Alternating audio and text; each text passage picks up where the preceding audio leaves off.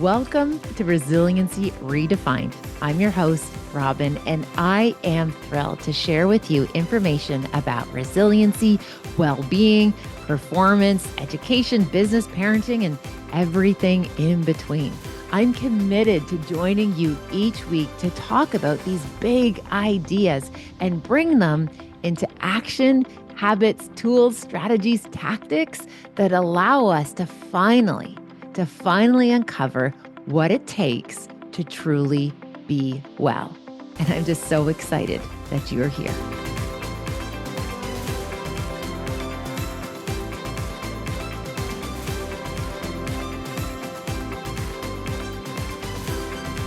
Hello. This is Robyne. And oh my goodness, once again, welcome. I'm so appreciative that you have hit play, that you are here to have this conversation with me, to be able to be part of this ongoing collective, talking about all things resiliency and well-being. And again, it's not lost on me when I think of it, like all of like the bazillions of podcasts that are out there that you're choosing to spend time here. And I just want you to know I appreciate it like wholeheartedly. So this is episode 3, still wildly uncomfortable, not knowing exactly how to do it right, but trusting the process, that this is this messy middle that I'm going to continue to push through and try my best to learn from and learn all about. So again, I just appreciate this idea that we can be like a rookie at something, that we can start something new and not have it all dialed in and perfect before we share it with the world. And sometimes the fact that when we share the process versus just the final before and after pictures of something, I think can really be of service to many people who also might be feeling a wee bit nervous about putting their thing out into the world, despite the fact that the thing that you are willing to share and are able to share with the world, I wholeheartedly believe it's needed. And you're exactly the person who needs to do it. So whatever you're imagining, pushing forward and creating and co-creating, I hope you can embrace the messy middle as well, be a rookie as I am doing here with you on episode 3 of this podcast, which tentatively is still called Resiliency Redefined, as we reimagine what's possible when we think of the human condition and potential. So, last episode, we talked about the 5 pillars. This was the research that I introduced that I've been working with quite closely for so many years.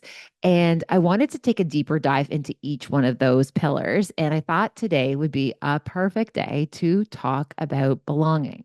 One of the things that we see in this research is that the sense of belonging, sense of community is absolutely critical to our ability to be resilient. We are social creatures. We are designed to be in community. We're designed to like be able to like navigate the hard parts, the hard seasons when we are with our people, when we have those people around us. Now, what's so fascinating about the concept of belonging, that there's a construct in psychology in research that they use with children, and it's called the ACE scores. It's adverse childhood experience. And essentially how it works is the higher your ACE scores, being exposed to certain things during developmental seasons like childhood, the higher your ACE score, the more difficulty you will have being able to be a functional grown-up, right? So if you've been exposed to this as a child, the research says this is going to be harder for you to be a functioning adult. However, what is so incredible about this research is that it shows, though, that one caring, consistent champion can offer a hedge of protection around a child where they would not succumb to those outcomes because of that one person. That person in their world that looks after them. And sometimes perhaps it could be a family system member, it could be an auntie, it could be a cousin. Other times it could be an educator, it could be a coach, it could be a bus driver, it could be like a neighbor. It's that one person that won't let that child fall between the cracks. Like they won't get left behind. And why I share that as we talk about this construct of belonging is, to me, it speaks to the power of connection. The fact that when we are with our people, when we are with that person that sees us and holds space for us, we're like unstoppable.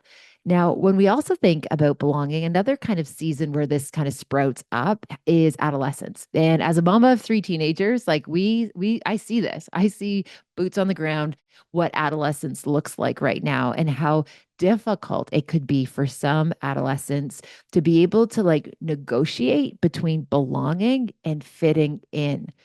And I think a lot of folks right now, maybe even grown-ups, are spending a lot of time trying to fit in, and very few are actually getting that deep sense of belonging. And that's why it is so important for our adolescents when they're navigating that season to be able to have that home team, that person in their corner that's going to hold them accountable.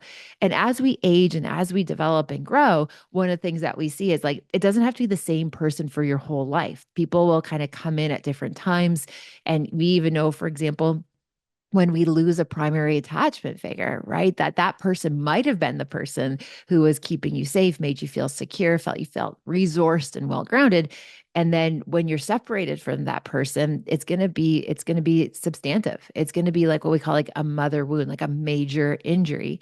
And there's hope that we develop other relationships and connections and sense of community that will actually, again, help us even get through that idea when we lose the people that matter most to us. Now, as we go into adulthood, again, this sense of connection, it just is as important, I would say, as it is during those developmental years. We need to have a home team where we can be like our messy selves, where we don't always have to be dialed in and on a point. Like we can just be seen for who we actually are and loved unconditionally, like accepted with all of those parts, the dark parts, the bright parts, and everything in between. And I recall years ago, I was interviewed on a podcast and somebody asked me, and it was around Valentine's Day, and they said, okay, so, Robyne, you're in, have this successful marriage. What was it about your partner that like you were first drawn to? And I didn't even like hesitate. And I said, well, I totally married Jeff because he was good for my nervous system. And I appreciate in reflection that probably wasn't the most like romantic response that they were looking at during Valentine's Day, but it was so true. One of the things that I know about my relationship with my husband is that like he literally is the best antidote to my very weary nervous system. I feel so safe and seen and accepted in all of the iterations of what I am, all of my parts that he can hold space for. And so, again, when we find those connections in adulthood, it's so important because when we have those sense of belonging, when we have that sense of belonging, that's when we can then go out into the big world and we can take risks. We can try new things. We can, be able to like handle the ebbs and flows of what's out there when we have a soft place to land. And there's going to be seasons in these like adult relationships where it's like there'll be times when they like stand beside you to like cheer you on, right? And perhaps you have some great friends that are like soul sisters or soul people in your life that like stand beside you to like cheer you on. Maybe they stand behind you to give you that little nudge of encouragement to take that big risk. And there's going to be other times where they might stand in front of you to protect you, maybe even protect you from yourself if you're perhaps on a difficult path or perhaps a path that might be a bit maladaptive. So the relationships and our sense of community, our sense of connection is so vital for our capacity to be well, to be able to be resilient. Now, something else that I know about is it's really hard to make those type of connections in adulthood. Right. And I know for myself, as somebody who I went to several different high schools, I had a really tumultuous adolescence.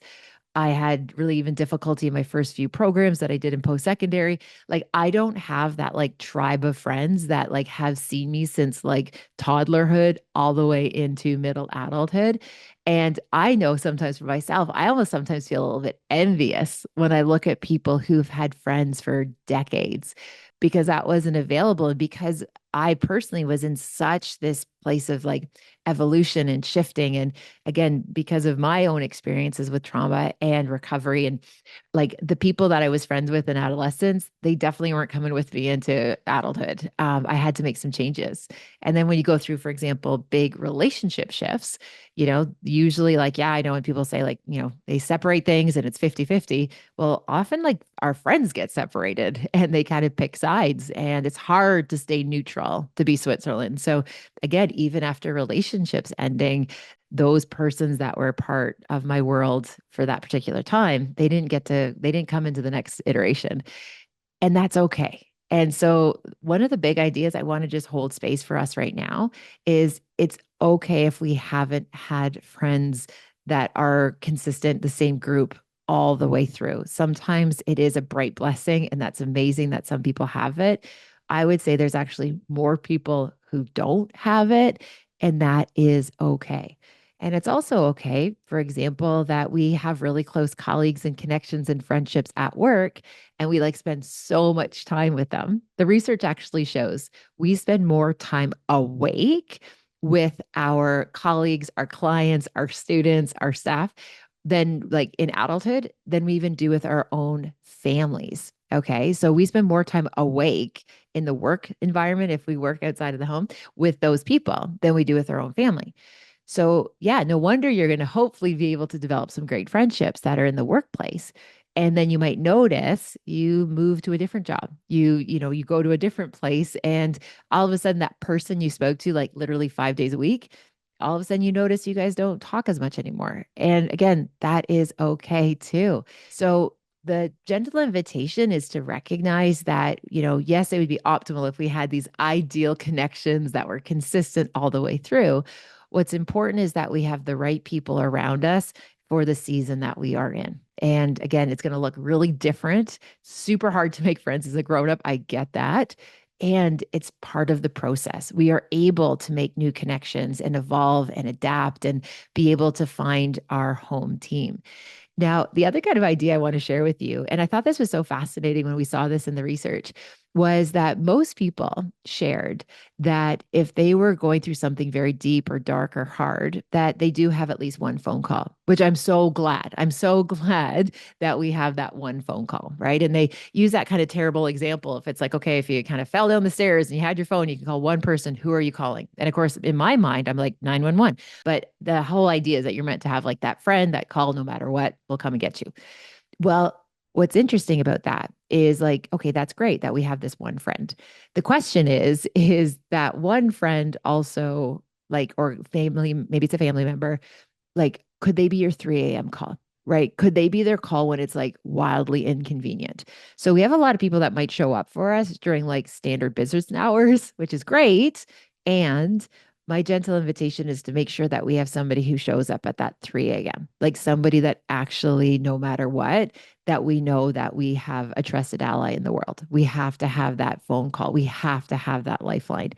And I would also suggest we have to have, so we don't want just like a, 8 p.m. friend or a 12 p.m. friend. We also want the 3 a.m. friend. Okay. Those are really, I think, very important.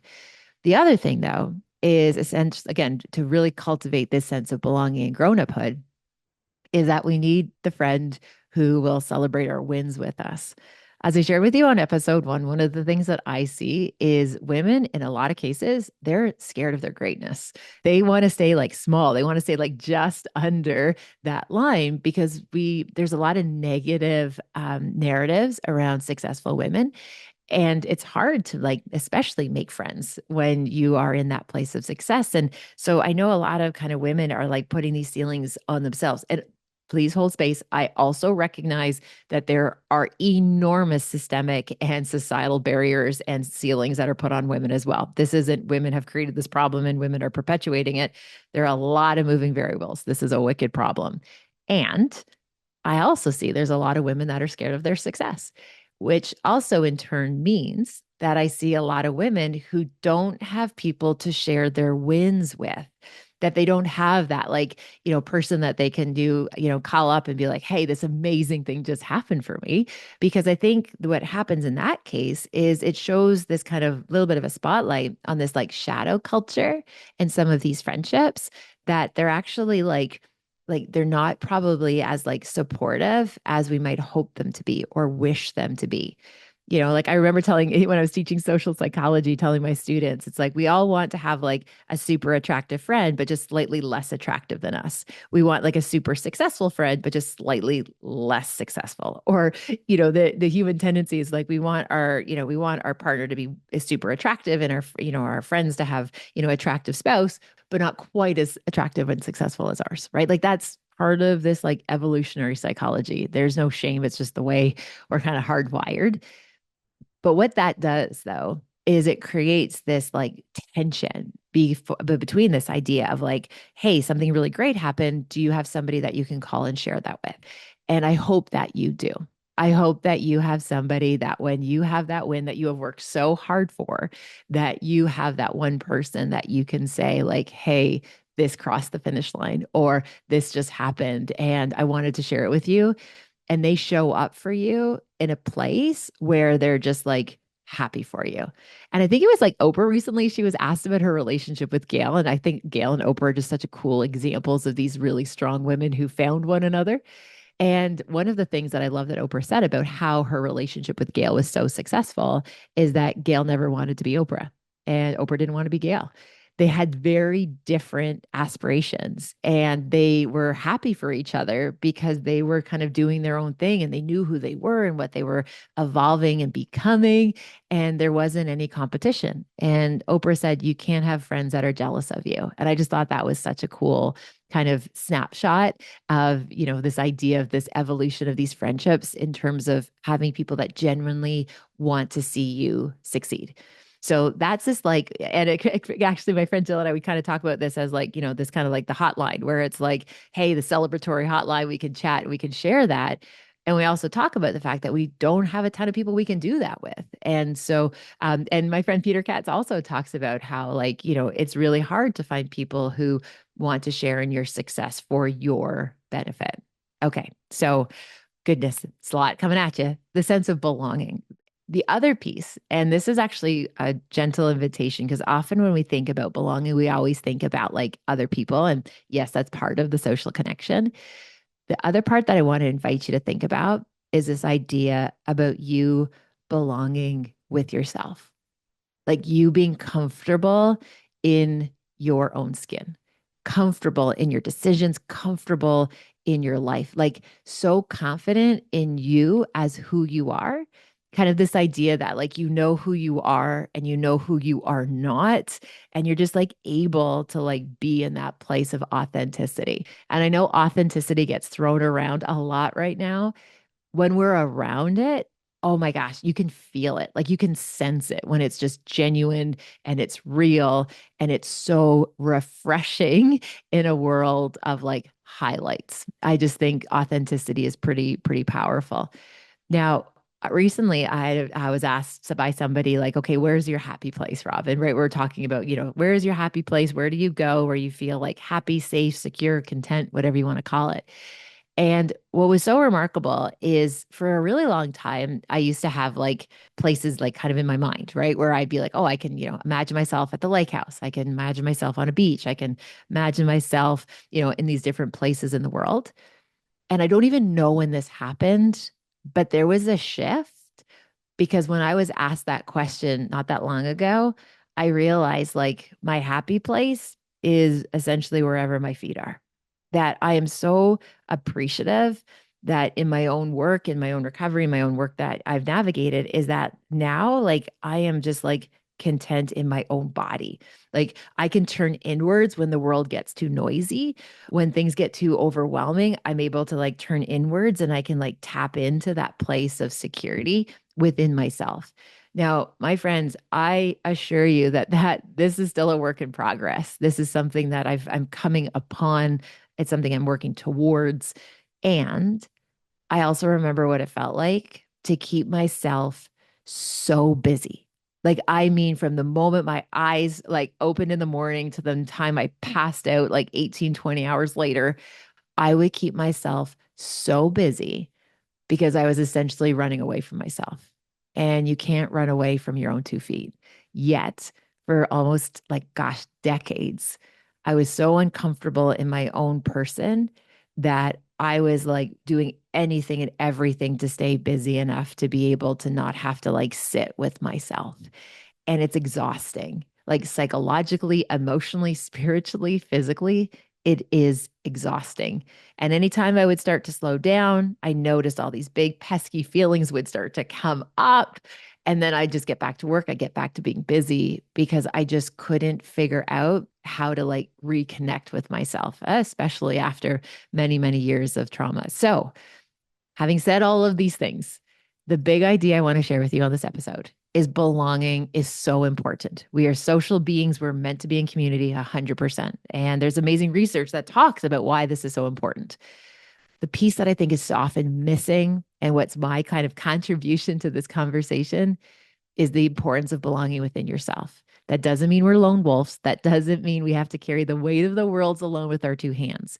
What it means is that we get to a point where we accept who we are, we know who we are not, and trust, like in our bones, that we're enough, that we are exactly where we need to be, who we are. And yes, we always are in an iteration of evolution, 100%. And where we are okay right now is good. And I trust that where you are right now is exactly where you need to be. If something's ahead for you in your future, remember, if it's meant for you, it won't miss you. So you're exactly on course. The question is as we're on course, can we ensure that we're like really present? We're present with ourselves, with our community. And the last little takeaway I'll share with you here, because I'm mindful we're coming up to the 20 minutes and the 20 minutes feels like the sweet spot so far, is it was based on the writing of Dr. Toni Morrison, who is just such an amazing writer and thinker. And this was this little piece about connection that has like spoke to me my whole life. And I've brought it into the lives raising my children. And it's this one connection practice, which I think, again, speaks to belonging. It's this: when you reunite with your loved ones, whoever is your home team, and the more like motley crew mashed up your home team, I think the better. When you reconnect with that crew, I want your face to light up. That's what she wrote. Have your face light up. Now, a wee while ago, it was awesome. Jax was coming home and I stopped what I was doing to like welcome him in the house. And he just happened to have a friend coming with him. And all of a sudden I stopped what I was doing to welcome the boys into the house. We had a little chit chat and then they went around the corner and I heard his friend say to Jax, he said, "Jax, dude, your mom is like the golden retriever of mothers. Like, holy goodness, does she ever get excited to see you?" And Jack said, "Yeah, she's always done that. And it feels really good." So, my friends, even though I'm just connecting with you on perhaps on audio or maybe you are watching this on YouTube, however you're interacting with this content, I just want you to know every time I know that you're out there, like my face is lighting up. I'm just so excited that our paths have crossed. And my invitation is to take that joy, that excited to see one another and share it with the people who matter most with you. And I think that works. So, my friends, take good care. I'll connect with you again soon. And thank you. Thank you. Thank you for taking time to hit play. It means the world to me that we can be doing this together. I'm glad you're here. Bye for now. Thank you for spending time with this podcast episode today. I hope you found something helpful in Resiliency Redefined. Please feel free to share it with somebody who you might think could benefit. Maybe there was something useful, something in particular that you think you could pay forward. Also, if you have a moment, please feel free to rate and review this podcast wherever you like to listen to your podcast. It means the world to me. And again, thanks for your time. Thank you for your interest. Take good care, and I'll see you next time.